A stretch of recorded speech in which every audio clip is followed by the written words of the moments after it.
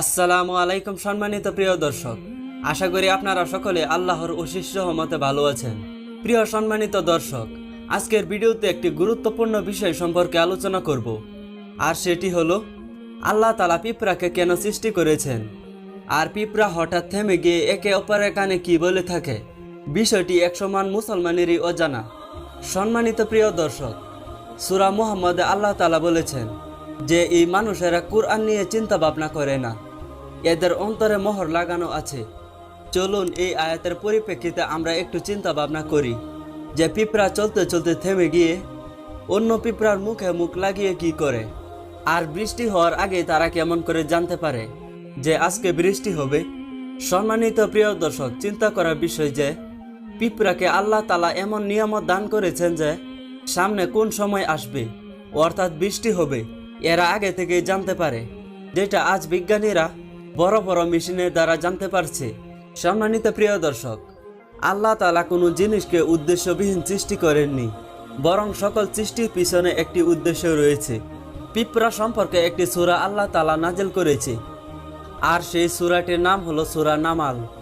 আর এই সূরা নামালের 17 থেকে 18 নম্বর আয়াতে আল্লাহ তাআলা বলেছেন, সুলাইমান নবীর জন্য জিন, ইনসান ও পশু পাখির দল সমাবেশ করা হয়েছে।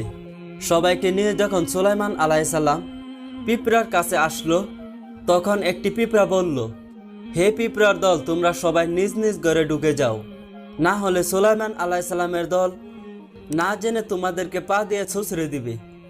আল্লাহ তাআলা কুদরতের করিশ্মায় হযরত সুলাইমান আলাইহিসসালাম এই কথাটি 3 মাইল দূর থেকে শুনেছিলেন, কারণ হাওয়াতে তাদের কথা সুলাইমান আলাইহিসসালাম পর্যন্ত পৌঁছেছিল।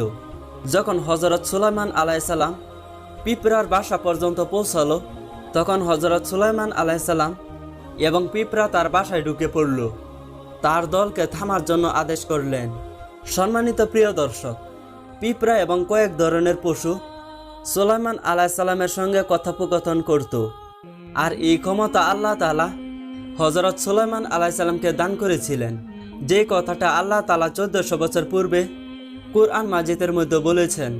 বর্তমানে নতুন প্রযুক্তির বিজ্ঞানীরা এই উক্তি পৌঁছেছেন যে পিঁপড়াকে আল্লাহ তাআলা এমন সিস্টেম দিয়ে সৃষ্টি করেছেন যে তাদের কথা বলা দেখে মানুষেরা অবাক হয়ে যাবে। বিজ্ঞানীরা বলেছে যে পিঁপড়ারা মানুষের মতো আওয়াজ করে কথা বলে না, বরং তারা ডাটা পাস করে কথা বলে। তাদের কথা বলার সিস্টেম হলো যে তারা তাদের মুখ থেকে একটি মাবাদ বের করে সামনের পিঁপড়ার মুখে লাগিয়ে দেয়, এবং সেই পিঁপড়া এই কথাগুলোকে ডেকোরেট করে এই কথাকে নিজের কাছে বুঝে নেয়। সম্মানিত প্রিয় দর্শক, আপনি লক্ষ্য করলে দেখতে পাবেন যে পিঁপড়ারা হঠাৎ চলতে চলতে অন্য পিঁপড়ার মুখে মুখ লাগিয়ে দেয়, আবার যেতে আরম্ভ করে। এটাই প্রসেস যেটার দ্বারা তারা কথাকে শেয়ার করে। সম্মানিত প্রিয় দর্শক, নতুন প্রযুক্তির বিজ্ঞানীদের রিসার্চে এটা পাস হয়েছে যে পিঁপড়া একে অপরের শুধু কথা বলে না, বরং তারা সুন্দরভাবে তাদের জীবনকে অতিবাহিত করে। এবং বড় বড় বিজ্ঞানীরা এটা বিশ্বাস যে এই কুরআন কোনো মানুষের লেখা বই হতে পারে না। সম্মানিত প্রিয় দর্শক, আপনি লক্ষ্য করলে দেখতে পাবেন পিঁপড়া বৃষ্টির আগে তাদের ঘরের চারপাশে চক্কর লাগায় এবং মাটির পাহাড় বানিয়ে দেয়, যাতে করে বৃষ্টির পানি তাদের ঘরে ঢুকতে না পারে। কারণ সম্মানিত প্রিয় দর্শক, বৃষ্টির আগে তারা জানতে পারে যে বৃষ্টি হবে, কারণ আল্লাহ তাআলা তাদের কুদরতি সেন্সর দ্বারা সৃষ্টি করেছে, যাকে হেড্রিফোন বলা হয়, যা হাওয়া বা জ্বর খুব প্রচুর পরিমাণে বাড়তে লাগে, তখন তাদের ওই সেন্সর দিয়ে বুঝতে পারে যে আজকে বৃষ্টি হবে। সুবহানাল্লাহ।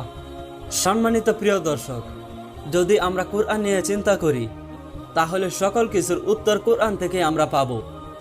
কেননা এই পিঁপড়ার কথাও আল্লাহ তাআলা 1400 বছর পূর্বে বলে গিয়েছেন, কিন্তু আমাদের দিনের পর দিন কুরআন থেকে পিছিয়ে যাচ্ছি। যে এই পিঁপড়ার কথা আল্লাহ তাআলা 1400 বছর পূর্বে বলে দিয়েছেন, আজ আমরা বিজ্ঞানীদের কাছ থেকে জানতে পারি। তো আসেন আমরা দেরি না করে কুরআন নিয়ে চিন্তা ভাবনা করি, কুরআন নিয়ে রিসার্চ করি, এবং কুরআন প্রতিদিন একটু একটু করে পড়তে পারি। আল্লাহ তাআলা আমাদের সেই তৌফিক দান করুন। আমিন সুম্মা আমিন।